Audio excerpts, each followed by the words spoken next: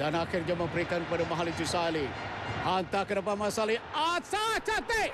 Lakukan oleh Safi Salih. Tadukan open yang terbuka. Tadukan dilakukan oleh Safi Salih.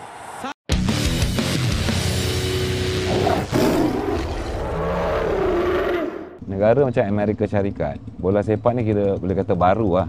Sebelum ni dia fokuskan sukan-sukan lain. Macam Malaysia ni, bola sepak adalah sukan yang boleh katakan paling popular. Pergilah celah-celah mana taman, orang main bola ni mesti ada. Tapi takkanlah dengan sukan yang sangat popular di seluruh negara, kita punya rakyat pun 30 juta tak ada pemain-pemainnya. Inilah pandangan Safi. Ya, sebenarnya memang pandangan saya talent atau yalah talent dalam bahasa Melayu apa Yalah, talent pun boleh. Talent lah sangat Ramai, banyak sebenarnya. banyak, kan?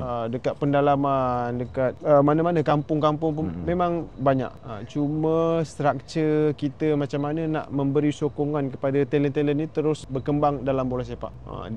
Dia memang talent tapi kita tak boleh biarkan lah. Kalau biarkan tu yang kita sia-siakan talent tu. Sia-siakan talent kan. Memang banyak. Saya kalau pergi kat Kedah, kat Kelantan tu ramai talent yang bagus-bagus. Cuma kita punya pendidikan untuk exposure untuk bola tu masih belum menyeluruh sebagai satu negara lah.